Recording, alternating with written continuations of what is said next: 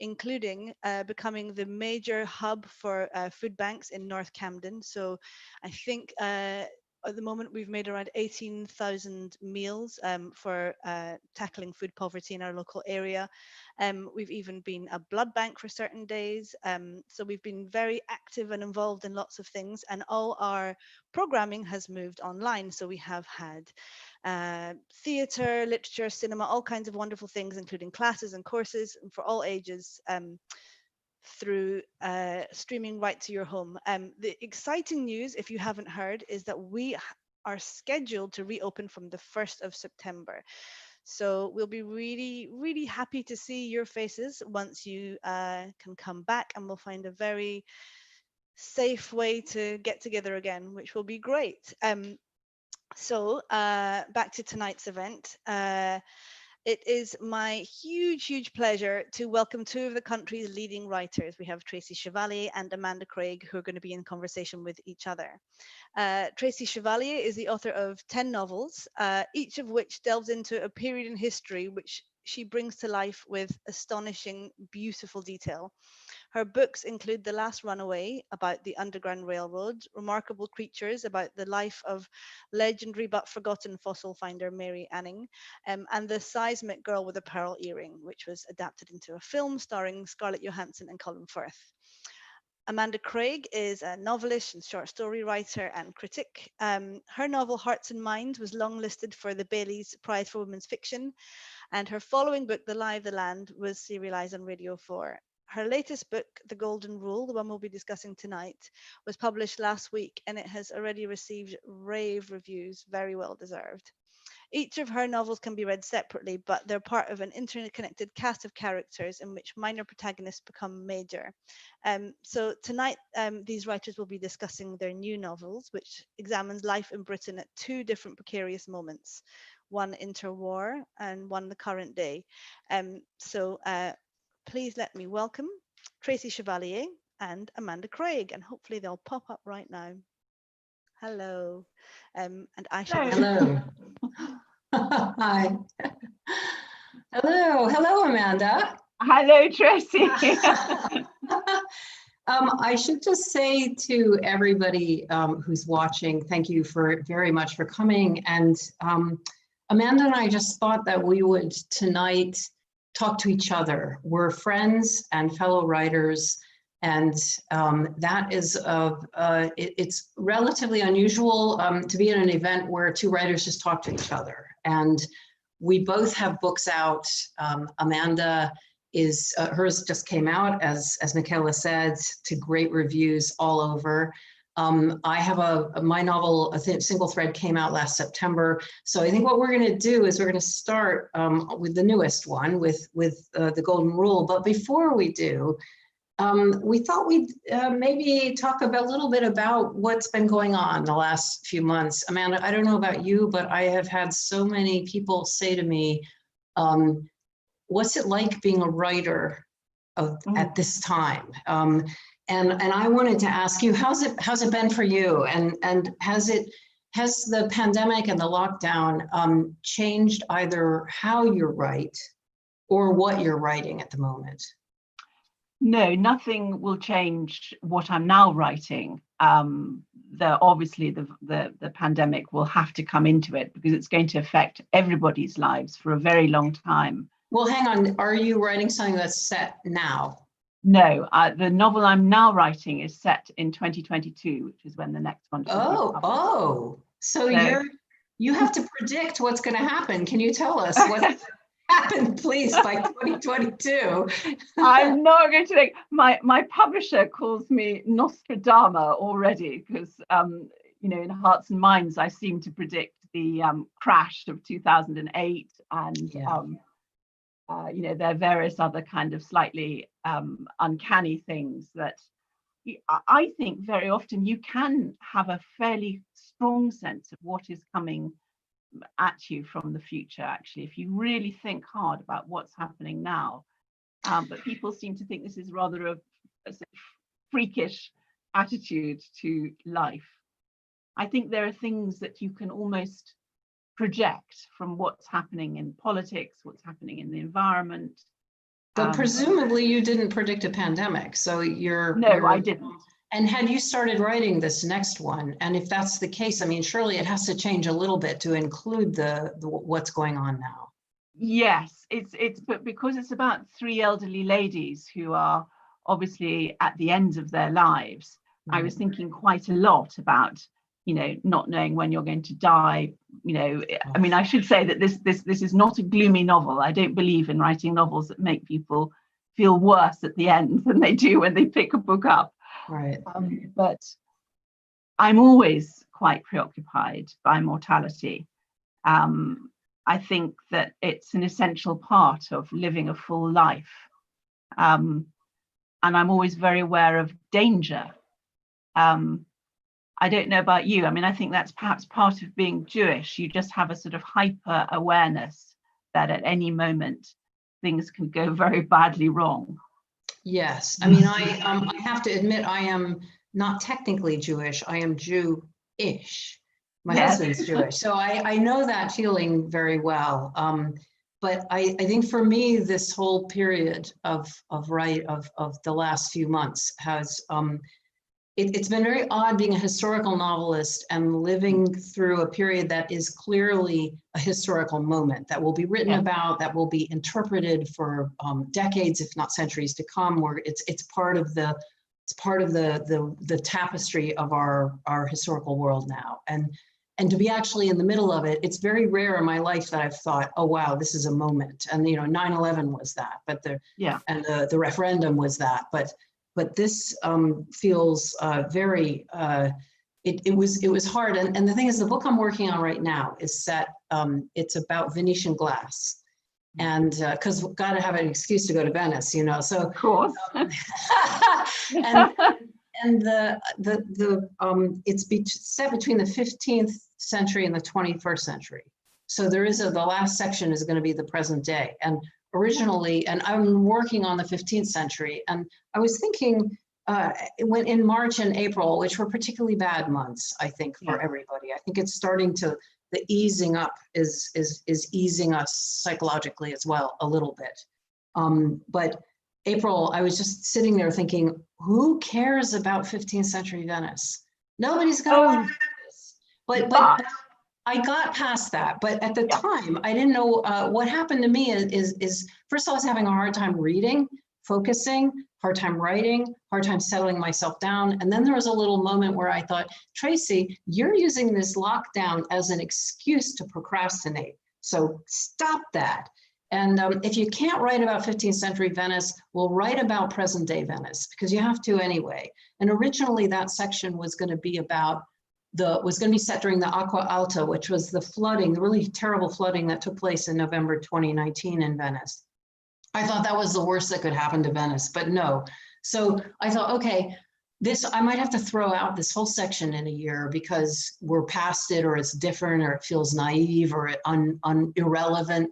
But I've got to write it, I just got to get it out. And so I wrote the section, the 21st century, the pandemic section. And who knows what'll happen with that, but it felt good to do it. And once I had done that, now I'm back very happily in the 15th century, happy to escape back to that. And I'm also finding my reading is easier now. I'm actually finding things I enjoy again. And I wondered, was your reading affected at all? Or did you find it was totally affected, Tracy. I mean, I felt for the first 6 weeks of lockdown, I couldn't read anything except children's books, which are one of my great passions. Anyway, but those narratives that are such wonderful, ebullient, pure narratives about being often in danger, feeling lonely, feeling frightened, and coming out the other side of that, I found incredibly therapeutic.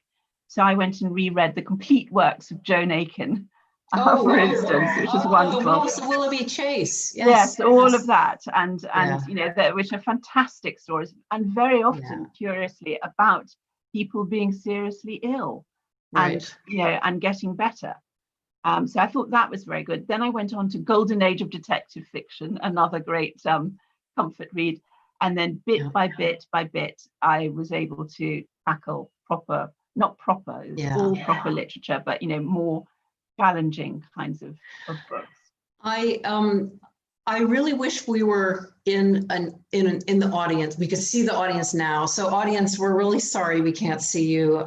We're waving now at you and saying hello and thank you for coming. And if we were in a room together, I would be able to look at people and I bet I'd see people nodding. I'm sure a lot of people had a lot of problems focusing and reached back, like you reached back to children's books. And I reached back in time. So I didn't want to read, I tried to read Hilary Mantel's The Mirror in the Couldn't do it. Couldn't do it. Absolutely. I don't know anybody who could. No, it's just too long and requires too much focus. But I didn't want to read anything. When I tried reading things set now, I just wanted to throw them across the room and say, do you have any idea what's about to happen? Your characters are so blithe and it doesn't say anything to me. I don't feel like that anymore, but at the time I felt like that. But if I reached back to the 1930s, to the 1940s, to I Capture the Castle, to the Chavalli Chronicles by Elizabeth Jane Howard, the sort of things that are very much set in their period, and they're not trying to be anything, they're not trying to say anything about us. They're not going so far back in history that they feel irrelevant. So it was very comforting. It was like trying to find the thing, and it was a good reminder to me that books, that's what books are, that's what storytelling is. We are still relevant, because I did have moments where I thought, you know, I'm not a nurse, I'm not a doctor, I'm not delivering food, I'm not doing any, I'm just writing stories down. What's the point? But I got over that, because we do still need stories, and we need absolutely people to tell the story of what's happening now. Yeah, and I mean, one of the novels that I particularly enjoyed was the complete opposite to all this, which was a debut novel by a young Black gay man called Paul Mendes, and this novel's called Rainbow Milk, and it's about the story of his father who comes over from the West Indies, you know, is one of these sort of Windrush immigrants, and him basically. But the racism that it described was so brilliantly dramatized, and you know, you really feel it. And of course, that is one thing that this terrible pandemic has thrown up. It's throwing up all the fault lines in our society, whether that's poverty, treatment of the elderly, treatment of Black people, food banks, you know, all these things which, as a contemporary novelist, I'm absolutely riveted by. So again, you know, as with Hearts and Minds and Lie of the Land, you know, these novels that are about what's happening in our country right you know, when I was writing it, I do find this period incredibly stimulating in a dreadful way. I sometimes feel like the fifth horseman of the apocalypse, you know, chasing after these disasters to write about them. Well, let's move on to the Golden Rule. And speaking of fault lines, I'm showing you the gorgeous cover. And of course, it's got this crack the fault line through it. And I want to be really shallow for the moment and ask you about the cover. It took me a while to realize what the blue and white was referencing. No, it's not the Israeli flag. It's the Cornish crockware, the pottery, the cups and stuff that often come from Cornwall, and of course fractured. And then the golden. Do you have any say in the cover? Covers are always a contentious. Anytime you get two writers together, they always talk about their covers. I have enormous amounts to say. One of the reasons why I love my publisher, Richard Beswick, and Little Brown, is that he's the only publisher I've had with whom I have not had any rows about my covers. He listens to me, and he goes and takes it away. And I talk to this man called Nico Taylor, who's brilliant. This was very much my choice, my design, you know, everything about this. But then the designer makes it, you know, 100 times better. Yeah. But yes, it is based on Cornish ware, because this is a novel which is largely set in Cornwall, and it's about a young Cornish woman who's born into a working class family. She herself is the child of a single mother.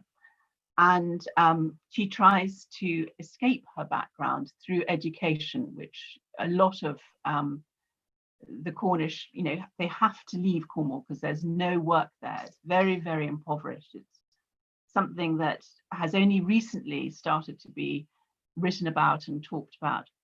And so she goes to Durham University to read English, and there she meets someone who she falls madly in love with, called Jake, who's totally different from her. He is literally entitled, and they fall in love. They join on graduation the same advertising agency, and unfortunately Hannah gets pregnant very young. So they get married and live in this ex-council flat in Kentish Town. And then she discovers that Jake has been cheating on her. And when the novel begins, he has been living with this rich woman, Eve, who she's never met. And Hannah and her little daughter, Hannah's nearly 30, and she's literally almost starving. He's not giving her the money she needs, the rent, and she's been working as a cleaner in people's homes.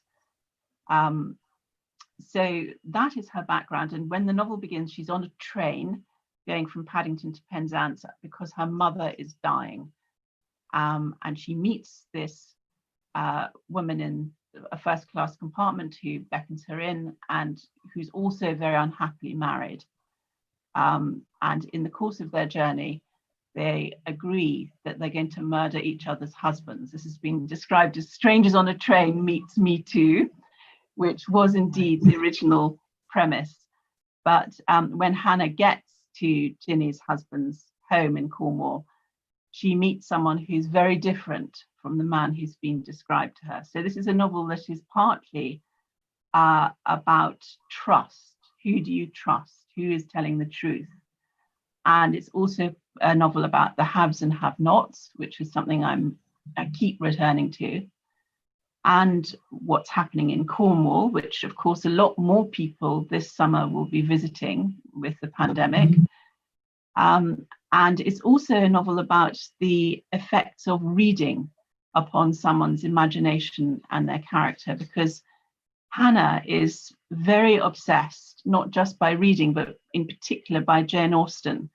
Yeah. And she has misunderstood certain things that Jane Austen tries to teach us. I've noticed all the way through it, there are a lot of literary references to reading, a lot about Jane Austen. And then also the book has been described as a mashup between Strangers on a Train, which is of course originally a book of Patricia Highsmith, and also Beauty and the Beast, the fairy tale. You often reference fairy tales. And it just feels like, and we can see all the books behind you, it just like feels like your life is suffused with books. And I know too that when you graduated from university, you were briefly in advertising as well. I was. So did you base some of Hannah's experience of advertising on your own, and also some of her cleaning experience on your own? Yeah. No, it's the most, in that sense, it's the most autobiographical novel. It's my 9th that I've ever written, because I did indeed work for a year or so in advertising, and I had such horrific levels of sexual harassment, and also very kind of awful people.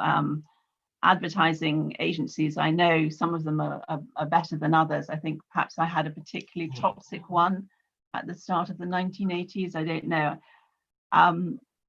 But yes, it was very, very unpleasant. And when I left, I had not exactly a kind of nervous breakdown, but I really thought that I couldn't cope with being in an office at all. And I became a cleaner, because the one thing I knew was that I wanted to write. And I thought that if I did a physical job, I could at least keep my mind free. I think you've been a cleaner too, haven't you, Tracy? Lots of arty people have. I didn't last very long because I was a pretty terrible cleaner, but I still remember a lot of it really resonated, the cleaning part experience. I think there was one point where the woman who she works for, who's actually reasonably nice, because she does work for people who are awful, but gives her hand-me-downs. And I too have a hand-me-down that I still have from the cleaning job I had, which was a blanket, a beautiful red and orange blanket that she was throwing out because it had a little frayed at the end. It was a little frayed at the end. It's like, big deal. And I said, are you giving that, are you throwing that out? She said, yeah, do you want it? And I said, yes, and I still have it. I think my son has it at university, and it's, but it really resonated a lot. And I think particularly what you do so well is to describe the despair and the sheer frustration and hardness of work itself.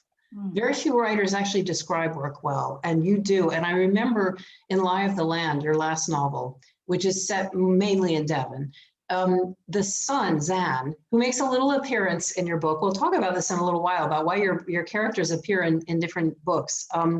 He works in a pie factory for a while, and I found it fascinating, the description of it, of the petty politics of a factory, of the kind of work you do, and of that repetitive nature and all of that. And I think it's amazing we don't hear about it more. Maybe it's because a lot of it is tedious, and it's hard to make it interesting, but I find it actually fascinating.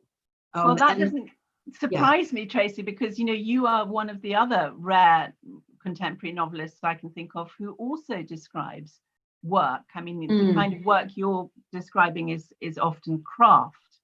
Yes. But again, it is this thing that, I mean, I'm hopeless at all that sort of thing. I don't have the patience for it, and yet you make that fascinating. So it's how how you approach these things. Yeah. But for me, I mean, one of my great heroes is Charles Dickens. Dickens, yes. And I think to be able to describe ordinary people's lives, and particularly people doing jobs that are very remote from perhaps the nice, comfortable lives we have as writers, is terribly important. I really try and get it right, because I feel that these people are, often absolutely vital. It's another thing, of course, that the virus has thrown up. All these people who have been so, despised and badly paid and not protected, like cleaners, have, of course, become absolutely critical to all our survival. The people delivering food, the people making food, the people making protective garments, all these people who, I'm afraid far too many, middle-class people and university graduates are a bit snooty about. Didn't see them as people just like us, but they are just like us, and they're brave. They're really brave. They're important to us. So I think if you can tell a story about people like this and show also how we're all interconnected, the great thing that Dickens did, again, to show how the high and the low in society, we are all one. We are, we're not separate. It, apart from class, it's also very much a novel about Cornwall. And I wanted to ask you why Cornwall, because I know you're speaking to us from, you have a house in Devon and you're there, and Lie of the Land was set in Devon. So I thought you were a Devon gal. I'm Dorset myself. So there's a little rivalry between Devon and Dorset. Well, leaving that aside, we're talking about Devon versus Cornwall. And I was thinking today about the book and about Cornwall itself, and how Cornwall is the way it's set geographically. You don't go there unless you live there or you're going on holiday there. People don't go there for business trips. Like I've been to Manchester, Liverpool, Leeds, Newcastle, Birmingham, because for business meetings or for book things. But I've never been to Cornwall for a work reason. It's always on holiday. And I think that must make the relationship between the Cornish and the rest of the country quite a fraught one, because they need tourists, but they also resent tourists. Yeah. And I wonder what made you decide to focus on Cornwall?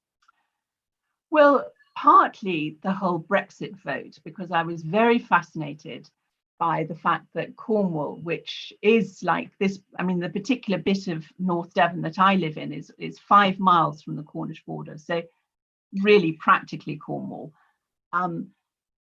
That there was this enormous hatred of the EU and resentment of it, while at the same time being dreadfully dependent on the money that it gave them. And the reasons for this are not the reasons that I'm afraid too many Remainers like myself, I mean, I am an ardent Remainer, but let's not go there. It's not because they're all racist or ignorant or bigots. A lot of it is because they lost their fish, or they lost their fishing rights. And although it's a tiny fraction of the national economy, and even a very small fraction of the Cornish economy, almost everybody Cornish is connected to fishing. Right. And it really was and is deeply resented what happened. Then, of course, there's what's happened to farming and dairy farming, and all the regulations and it's just an absolute quagmire, and the EU was blamed for all of it. So as a result, it was a disaster for they've still not properly understood what's going to hit them. So I was again very interested in dramatizing this, because Hannah, of course, as an educated woman, is also a Remainer, but everybody else in her family isn't. So there's a family quarrel. There's a quarrel between the rich and poor in Cornwall, and there's a quarrel between Cornwall and the rest of the country. And to me, fiction, particularly fiction that has a strong narrative drive, it needs conflict. So it was quite a kind of obvious thing to write about. And also I do have family by marriage in Cornwall. Right. So I did have a kind of taproot there, as well as all literary stuff, it's very, there are a lot of serious issues that come up in the book, but it's also a cracking read. And I know that people say that and they're made fun of for saying it's really readable, but I don't understand. I think readability is a really important thing. So I just want to remind people it's a thriller. It's an adventure story. There is an incredible scene in a cave that is just, I almost hyperventilated reading it, and I love wanting to caring about characters. Not every character has to be likable.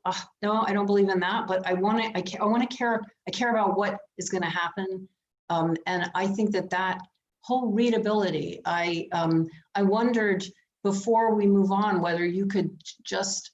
What do you think about the sort of I don't know, there's a condescension about writing. From the literary community about writing books that are readable, and I wondered if you had any thoughts about that. Yeah, I mean, boy, do I have thoughts, Tracy. I mean, I've fought my entire life for literary fiction to have a plot and to have a story, and for this to be understood as part of the great art of fiction. I absolutely reject the kind of fiction in which nothing happens except beautiful prose. I'm so, I mean, well, you write, stories too, Tracy, so it's one of the many things we've got in common. But I think that's such a cheat, because frankly, if you can write well, you can write well. I could write that sort of novel standing on my head. I don't want to sound arrogant, but I really could. If you've got a literary style, you can do that sort of thing. What is really hard, what feels like, you're giving it your lifeblood, is doing the story, making a story in which there are characters that people care about, that they feel on their pulses, that they think, yes, that's me, I recognize that. Yeah. That stuff is what takes years to do. And it does feel like you're pouring your life force into it. Yeah. It is pretty knackering, but it's absolutely wonderful when people love it, and then I'm getting more and more with each novel, I'm getting a bigger and bigger and bigger audience, which of Yeah. people who love it. And that's so fantastic and so generous of them to let you know.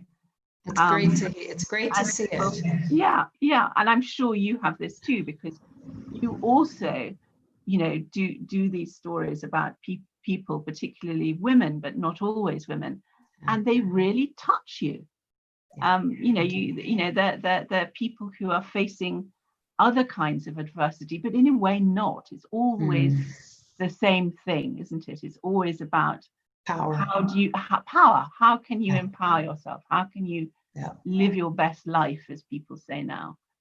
Now, before we leave the golden rule, could you just read a little bit for us, yes, so we can hear a bit of that thriller element, because I think it's always important for people to hear even just a little bit. Yes, well, this is the start of, as it were, the thriller plot, when the two women, Hannah, the heroine, and Ginny, have met. They're on the first class train, and they're talking about their unhappy marriages. So Ginny says, "I hate him. My divorce is taking forever. I wish he were dead. So much simpler to be a widow." Hannah felt a violent lurch, as if the train had suddenly switched tracks. "Yes, I think every woman in our situation feels that. I'd kill mine if I thought I could get away with it. Wouldn't you?" Hannah gave an ironic laugh. "Yes, probably." Ginny sighed. "It's such a relief to say it, isn't it?" "I've thought about it," Hannah said. The words almost burst out of her. "Over and over and over. It's almost the only thing I think about some days." All at once, the train thundered into the first of a series of tunnels before Exeter. The air became brick and the noise deafening.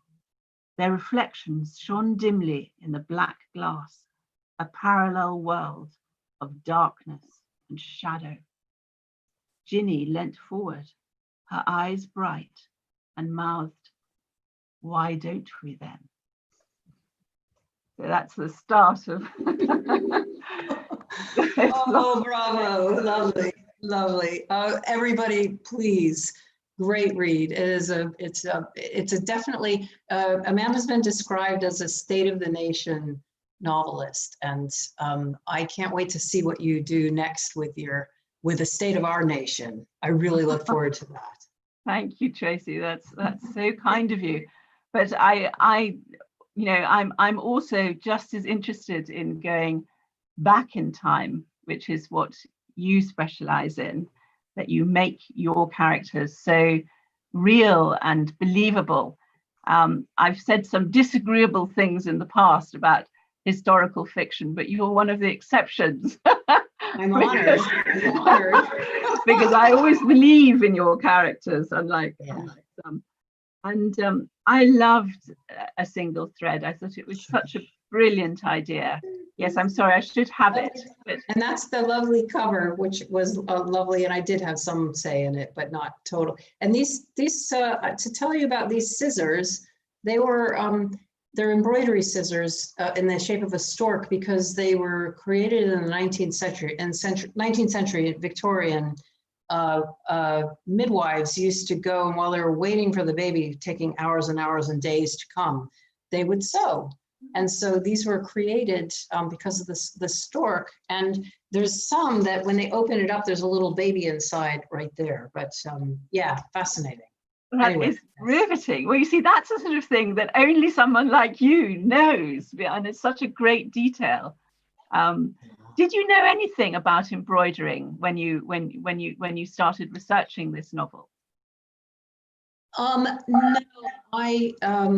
I should just explain first why embroidery. It's the book is set in Winchester Cathedral in 1932 to 34, and it's about a group of volunteer women who made embroidered cushions and kneelers for the choir stalls of Winchester Cathedral, and they're still there. You can still sit on them and kneel on them, and they're beautiful, really interesting and strange. And I wanted to write a cathedral novel, because I've always loved cathedrals. I've always been fascinated by them, by the sort of feeling you get when you walk in.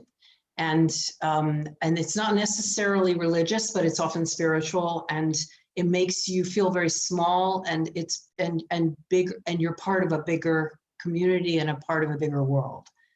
And I went to Winchester wondering if I wanted to. There were a couple of stories attached to Winchester Cathedral. I thought, well, maybe I could write about those. But then I saw the cushions and kneelers, and I thought, I want to write about them, because they're one of the few things in the cathedral that are actually made by women, that we know are made by women. Probably the only thing, actually, historically at least. The whole building was designed by men, built by men. The stained glass would have been made. And also men at the top of their game. You're going to always get the best stained glass maker, or the wood carver, the best wood carver to do a cathedral. And whereas these cushions were actually made by ordinary people, like you and me, ordinary women. Some of them knew how to embroider, and some of them didn't. And they learned, and they were put together by this woman named Louisa Pezel, and who is an embroidery expert. And I created a character and basically dropped her into the group. So what I decided to do was my character's name is Violet Speedwell. She's 38 years old. She has lived with her parents all her life, because when during World War I, she lost her fiance and her older brother. And she's never really recovered from that. And she's become what the press at the time called a surplus woman.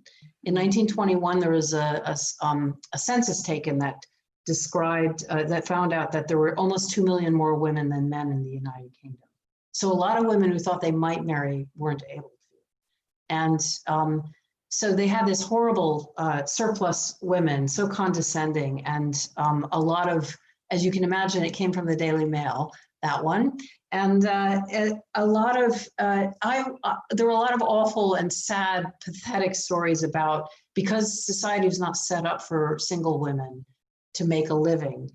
If women worked, they usually got paid way less than men, and they couldn't really live on the salary. So they could be a nurse or a teacher or a governess, or be a clerk, typist, which is what Violet is.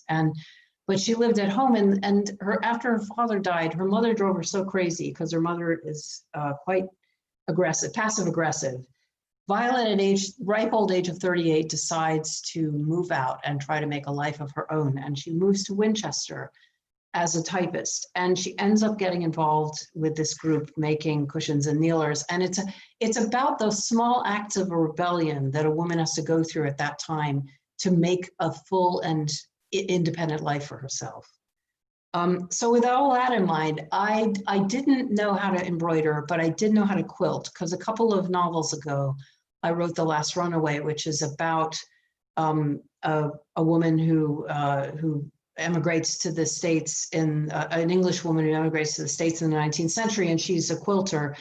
And so I learned how to quilt, and so I can use a needle, and with the embroidery, it's called canvas embroidery, and I learned how to do it so that I could describe it more accurately. I always like to learn the things that I write about. So when I wrote Girl with a Pearl Earring, I took a painting class. I was terrible at it, but at least I got a sense of how to hold the brush and what you have to do and not do. And with the embroidery, if you want to describe a woman doing it, the easiest thing is to do it yourself and then just describe what you've done. And so that was how I got involved with it. And still, although I do still quilt, I don't embroider anymore. But one of the things I love about this novel, which is so it's so quiet on the surface, but so deep, and it's about not only a woman's life and her quest to be independent and free of her mother and to have some identity of her own and even perhaps love. It's also a very political novel, because right at the heart of the embroidery is a symbol that now fills us, particularly as Jews, with absolute horror. And I wondered where that if you would describe this symbol and whether it's really there or whether you imagined it. Okay, it's a little bit of a spoiler, but you know what? We're among friends here, so we're going to do it anyway. Early on in the research process, I was looking into Louisa Pezel's archive, which is at the University of Leeds now. They have a textile department. And she was a well-traveled woman, never married, expert in embroidery, taught it, and then she organized these cushions and kneelers. And I was looking through all these boxes of her papers, her notes, her drawings, and she used to make a model of what the embroiderer had to follow for the cushion. And I was looking through these models, and then I came across one that was of a row of swastikas interspersed with 4-petaled flowers. And I was so shocked because everything I had read about Louisa never indicated that there was a fascist bone in her body.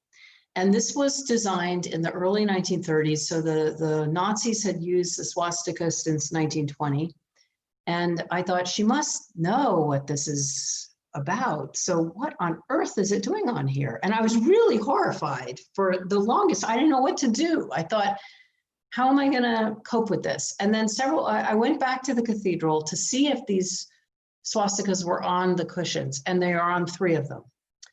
And I was like, what am I going to do? And then I took a tour. Every time I went to the cathedral, which was many times, I'd take a tour with a different tour guide just to see if they were going to tell me anything else. So at the end of the hour of this tour, the guide was leading us out, and she just in passing said, oh, look in that little chantry, which is is a fancy chapel where a tomb of a bishop is. Have a look at the Bishop Eddington's, look and see what's on his statue. And we looked in, and this is a statue of a bishop from the 14th century. A statue is made in the 14th century. And there on his cap, whatever it was, his robe, was this long line of swastikas. And I was like, what? And she said, they're not swastikas, they're file thoughts. It's a universal symbol. It's been used for thousands of years. That's where the Nazis got it from. And it symbolizes hope and fertility, and it's used in all sorts of different ways. So for instance, I think you're about to... I'm about to show you something. Yes, I don't know if people can see. This is an embroidered Indian bedspread that we got on our honeymoon. Here, hold it, pull it out a little bit. Let me pull it out a bit more. It's, there you go. Very, very beautiful mirror work. And you can see that there is a file thought on it. There is yes, they call it something different. I can't remember what it is, but this is from the 1920s. You know, it's from an ancient design. And when we were on honeymoon, we saw this, and we did this sort of exactly the same as you. We recoiled and said, "My God, they're swastikas." Yeah. And the Indian guide said, "No, no, no. This is a symbol that is thousands of years old in this culture. It's a symbol of the turning of the world's life, you know." And so we now have this on our marriage bed, Tracy. And I really love the fact that this symbol that is so evil in the 20th century is, you know, on the bed of 2 people who adore each other. And every time I see it, I think, sod you. Yeah, exactly. Well, that's exactly the feeling I wanted to capture. And I thought, when I saw them, I realized Louisa Pezel copied them, because on this robe, on this statue, not only are there file thoughts, but in between them are 4-petaled flowers. So I realized she simply copied what she saw.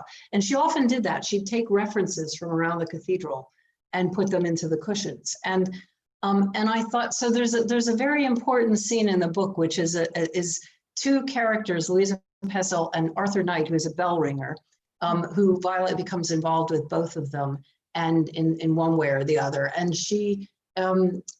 they have a discussion about what it means to use a symbol like that on a cushion. And it's exactly what you're saying, that I think that Louisa did it deliberately to say, I am not going to let the Nazis decide what I feel about what this symbol means to me. I am going to use it in its purest and original form. So if you do go to Winchester Cathedral, once it reopens, have a look on the cushions and you will find these. I think the guides now know where they are, because I spent so much time. Because lots of people have read your novel.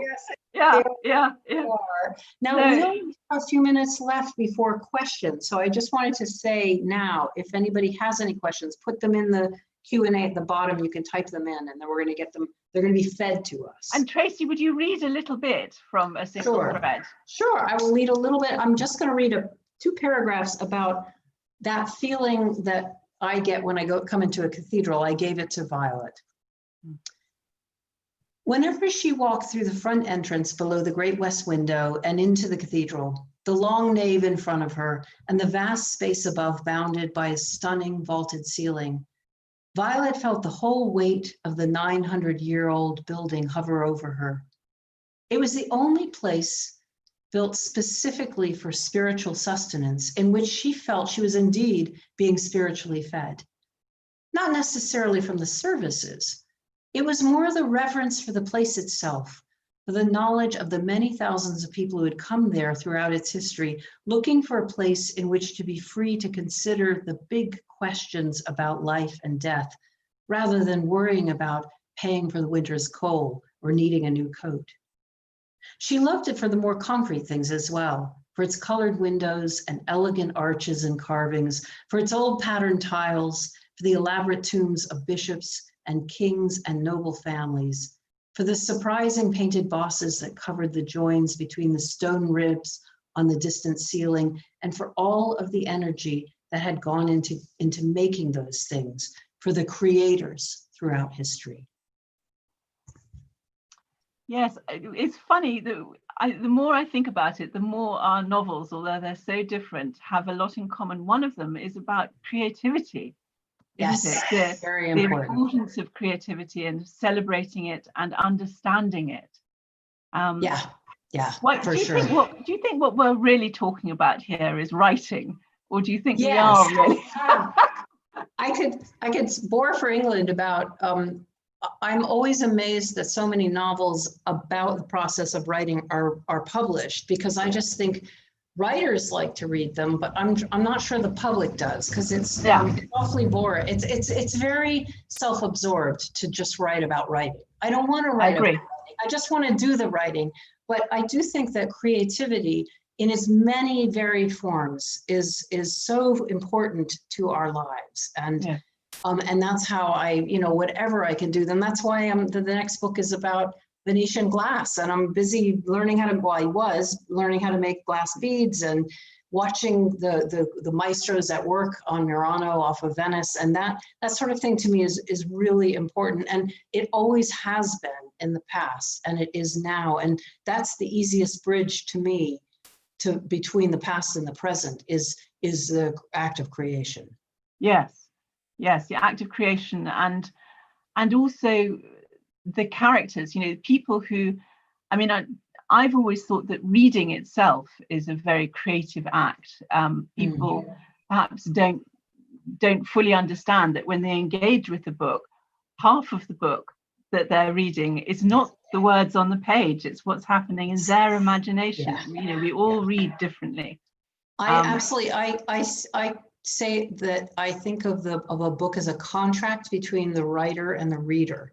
It's only half done when you make it, and then you give it to me and I read it, and we make the world between us. Yes, exactly. It's a kind of gift. I think it's question time. So I'm looking on the question, right, I'm going to read it. This is from Laura W.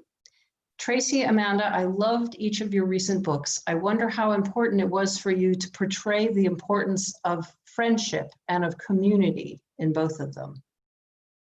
Well, for me, enormously, because it's the paradox really about writing. You need to spend so much time on your own, and yet you need your friends. You particularly need your writer friends. You need your reader friends. It is this weird thing that you're creating a community out of nothing. So to me, we have the best job ever, don't we? Yeah, well, we do when it goes right. Yes, and it's so lovely when people love your books. You do feel that they're instant friends. You know, it's ridiculous, but don't you find that Absolutely. I think somebody's understood what I was trying to do. Yeah. And they can only do that if they're, you know, if they're a friend.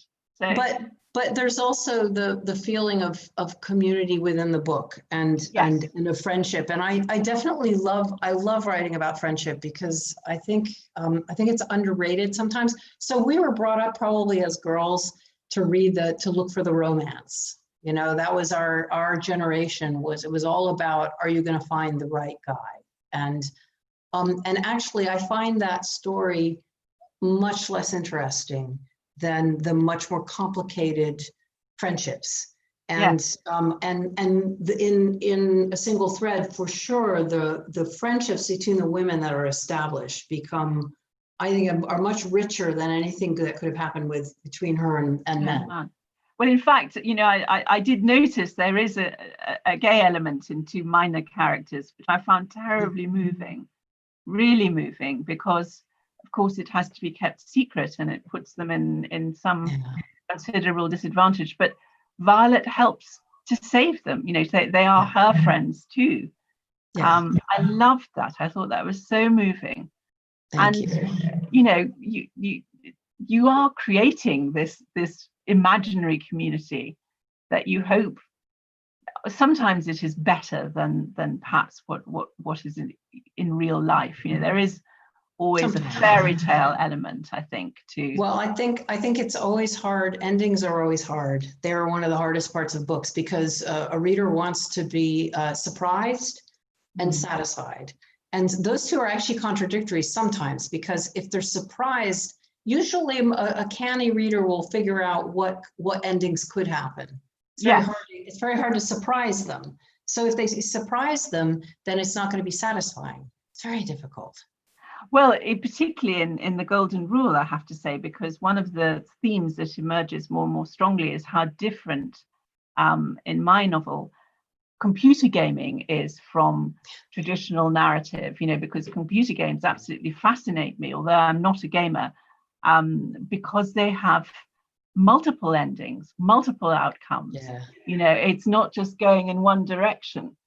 And there is a hint at the end of my novel that the novel is not actually a novel that you've just been reading. It might be actually something very different. Very clever. And I was very pleased when I thought of that possibility, because it just opens out, you know, perhaps what a novel can be. But I also loved the way that you have also, like me, you have an open ending.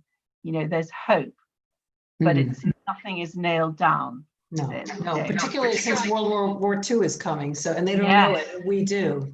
Now, listen, we only have a couple of more minutes and we have 2 more questions. So the next question is from Samantha. Could your stories work in each other's time periods? Would your protagonist's fate be very different if they were? Oh my goodness, that's a really good question. Would Violet kill is the question. Okay. No, well, no, Tracy, I believe everybody is capable of murder, actually. Oh. Even the gentlest of us. Wow. If what is at stake, I mean, I know you're a Quaker, so perhaps you have extra levels, but if what is at stake is powerful enough, I mean, I've been attacked physically myself. I know I would kill without a second's hesitation to protect my children or my husband or my mother. You know, I mean, those are things that are so deep, you know, you can to protect someone else. Okay, so Hannah, could your Hannah go back to Winchester Cathedral in the 1930s and join the women's embroidery group? Oh yes, of course. She's a patient. And learn to bell ring. I have actually tried to bell ring when I was at school. It takes the skin off your hands in seconds. It's really hard. It's really hard. Now that was a great question, but we have to move on to the last one, which is for both of us. From Jonathan, what are your starting points for novels? When do you know that it's the right subject for your next novel? Oh boy. Okay, for me, it's I always know before I started writing. I can tell, but yeah, I sometimes have several ideas that I'm pondering, but the one that I usually know in a flash that's it. Like when I was looking at those cushions in Nealers, I said, that is the story I want to tell. I don't know what the story is. I don't know what this is going to be about, but I know I want to tell it. And I had another flash when I went into the Dinosaur Museum in Dorchester years ago with my son. He was little, and there was a display about the fossil hunter Mary Anning, and and it said that she had been struck by lightning as a baby and survived. And I thought, I've got to write a novel about her. It's You were just like struck by that. lightning too. The best stories are the ones that kind of come fast. Yeah, no, I find exactly the same thing. I mean, this novel, The Golden Rule, grew out of The Lie of the Land because being fortunately very happily married myself, I interviewed a lot of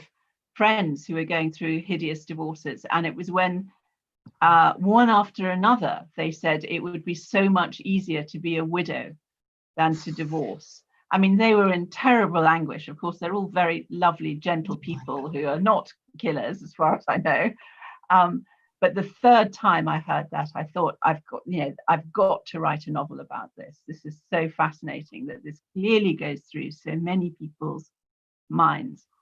And I must say that I also know some men who've been severely traumatized by divorce. You know, 1 in 3 men.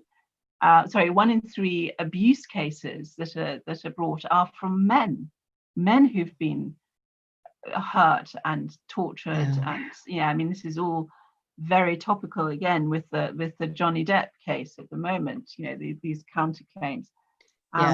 This is very dark, powerful, toxic stuff.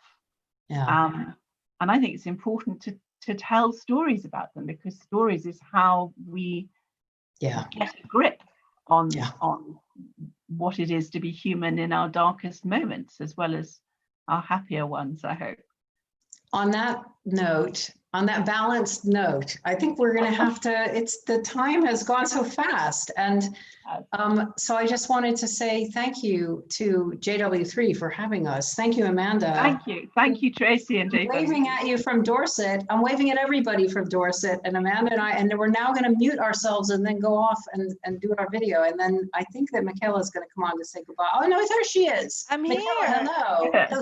Hello, thank you so much. That was just such a gorgeous conversation. And I was thinking, I am really going to miss, when we go back into the building, just the intimacy of these events where we're all just sitting in our own spaces. And it just feels just so wonderful. Thank you. It was completely riveting. I really loved both of those books. And if any of you who have not read either of the books yet, you are in for such a treat. And I have posted the link so you can get them through Hive, which credits your independent bookshop as well when you buy them. And Tracy Chevalier, Amanda Craig, it's been wonderful. And I hope to see you in healthier times and welcome you back into the building. And I can buy you a drink at this point. Thank you. And good luck with the reopening. I hope it goes well. Yes, thank you so much, Michaela and Tracy. Lots of love to everybody. Bye, everybody. Bye. Bye. Bye.